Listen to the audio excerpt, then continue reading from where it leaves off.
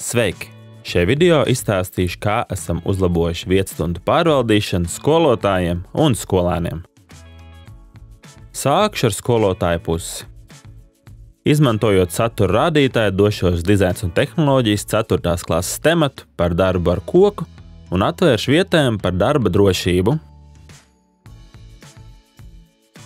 Šajā vietējumā ir tests, tāpēc tā būs labs piemērs, kā nodemonstrēt aktīvās vietastundas funkcionalitāti. Vēlos redzēt skolēnu rezultātus, tāpēc uzdošu šo vietējumu kā vietastundu. Lai to izdarītu, dodos uz vietējumas galveni un izvēlos klasi, kurai vēlos šo tēmu uzdot. Piemēram, derēs arī vecāka klase. Izvēlos, kurai klasē jāmācās un spiežu uz pogas sākt tēmu. Te uzreiz man jāparāda pāris elementi, kas attēlojas pie uzsāktas vietastundas.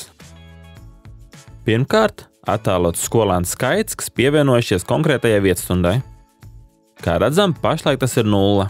Tāpat skolotājiem ir iespēja beigt tēmu un apskatīt skolēnu rezultātus. Lai nodemonstrētu, kā šī informācija izmainās, atvēršu vietējumu no skolēnu puses. Kā redzam, skolēnam parādās paziņojums, ka skolotājs ir uzsācis vietastundu. Un, lai sāktu darbu, skolēnam ir jāpievienojas šai vietastundai. Kad skolēns ir pievienojies, skolotājiem izmainās informācija par stundā pieslēgušos skolēnu skaitu.